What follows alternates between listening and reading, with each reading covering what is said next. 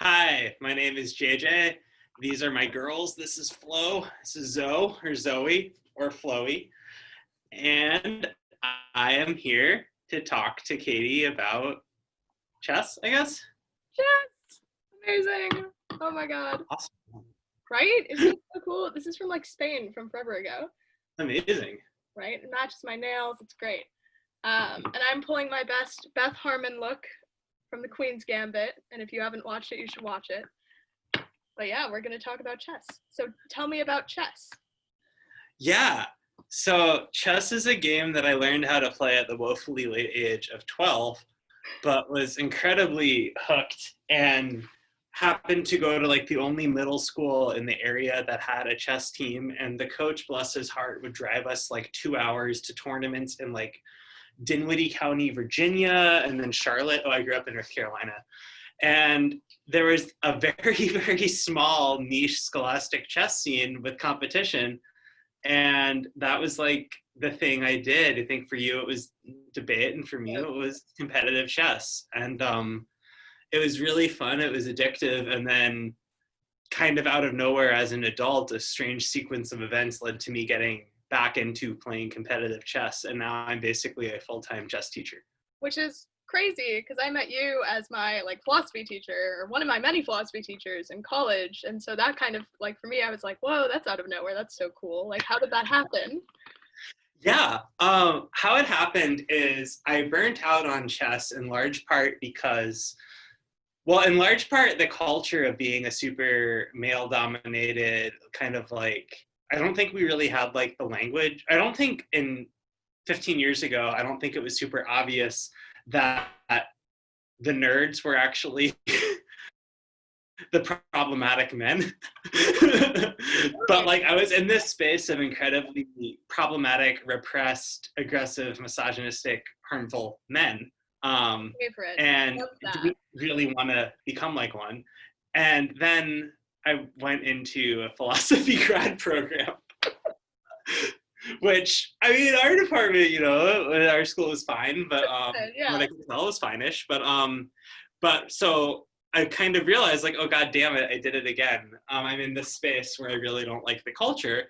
But also the other reason I burnt out on chess is, and this is something I really like about the Queen's Gambit, is even if you're a prodigy, which I'm not, but even if you're a prodigy, she had to work her ass off. I think it was pretty clear that like, and her various like informal coaches along the way, it was like pulling teeth, getting her to do the hard work. That like, there's this real tendency to like rest on your laurels. She could see things far ahead really fast, really sharp. But because of that, spending several hours calculating different variations of a boring rook endgame, no. So I was also getting to the point where like I didn't want to play chess anymore because the work left to do was like pulling teeth. Fast forward a decade, and compared to writing a dissertation, Right. learning rook endgames was a walk in the park. Right. And I was living in New York briefly, and so I got back into playing competitive there, made some friends, and then also thought it would be really nice to find other people who felt like I did and start to try and build a community as best we could that kind of counteracted some of like the more old school toxic norms, Right. rather than just like deny myself this thing that I was way more passionate about than I ever was about anything else I did. And now you're streaming on Twitch, which is like the most modern interpretation of this like very classic, very like, in some ways rigid game, which is kind of and magical, honestly. that's a word for it. I mean, it's definitely fun like having friends in the chat who play or don't play, but like, and just like talking shit and goofing around. We'll listen to like metal or like rap. I get a lot of requests for contemporary rap, and so I'll just like be like blasting that, grinding through, performing some misery. But it's like, I don't know, it's a good time, and it's something that I, especially with quarantine, it's definitely something that made me appreciate something I don't think I ever realized before, which was that one of my favorite things about chess was the social aspect. Right. Which sounds right. That's so ridiculous. I totally get that. But I mean, for somebody like me, a social event where you're not allowed to talk to anybody is like, it's great. I like being around other people's energies. I like having those brief moments of talking through things after. I like seeing friends who share a passion, but I don't necessarily want or need to spend my whole day in conversation.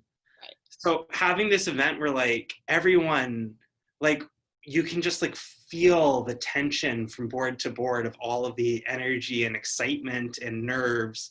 And it's like, it is a pretty magical feeling that is not replicated by playing games online by yourself. Right. You talked a little bit earlier about how it's just incredibly nice to know that you're surrounded by people who care as much about this one unique thing and can see the beauty in it, and you can just automatically relate to another person because you know that about them. Yeah, like there are people who like I got to know them as people, and now like we are actually friends outside of chess, but I got to know their personalities through watching them play. Right. And like could tell with a decent amount of accuracy what kind of person they were based on how they played. Which is something I think, if you like haven't watched the TV show, it might sound crazy if you don't know anything about chess, competitive chess. But I think that comes through so clearly when you watch the show and you're like, oh yeah, you obviously know everything about this character within 10 seconds. That's an asshole. Right. She is. She is. I actually read, unrelated to this conversation, I read an interview that basically was like, in the original book, like she's like, I guess slightly less of an asshole, and like she has more like makeups with people towards the end of the book that don't just like seem out of nowhere when all these people have her back, and it's like she just pissed off all these people, like why are they helping her? And it's like, no, she was actually not so much of a dick. But aside from that, do you have like what do you like about chess succinctly as a thing? There is nothing else that I do as an interest or a hobby that I have ever been able to focus exclusively on for like 5 hours at a time with no outside distractions. It's possible that once upon a time one could do that, like when like you're reading by candlelight and shit and there's like no phone or anything, or people leave you alone in your study, but like that's just not a world I know. Right. And so something like structured chess where like you're not allowed to check your phone, if you leave the playing hall to go to the bathroom, you're not allowed to talk to people. There's this necessary outside pressure that forces you to not just be enraptured by this thing you like, but forces you to like really solely focus on it. Also knowing that like at a high enough level, one lapse in concentration will undo those 4 or 5 hours. Right. And it's one thing to lose a game, losing happens, but like to lose a game because like of a momentary lapse and then something really elementary sinks your entire game, that makes it feel like those previous 4 hours were a waste.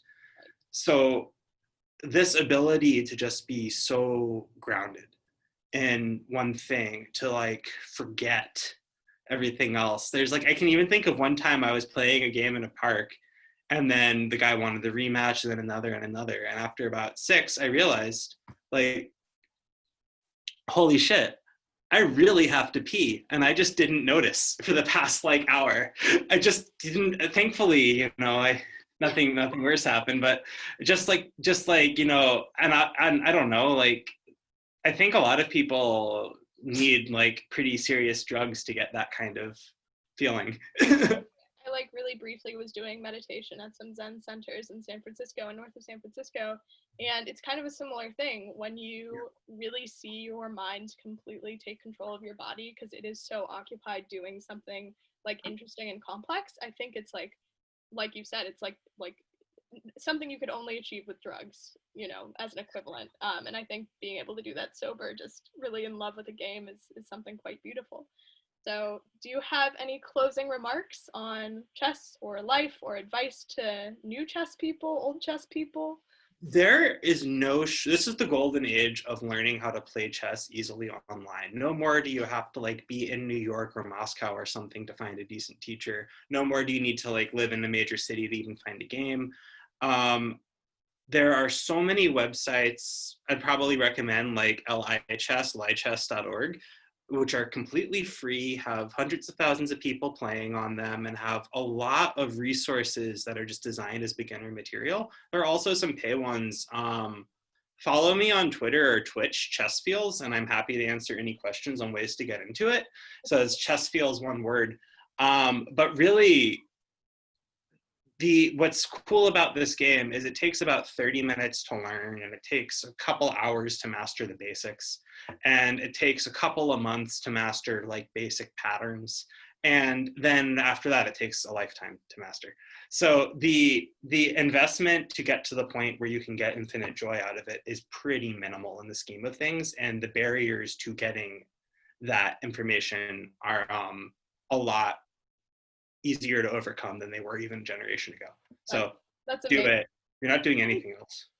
I think that's a great place to leave this. So thank you, and thank you to your girls for being a part of the show. Yeah, Flo's here somewhere, but Zoe's the real chess master. Yes, I believe it. Oh, come on, Flo. Come on, Flo. No, Flo's running away from me. Okay, that means we're done. All right. Bye.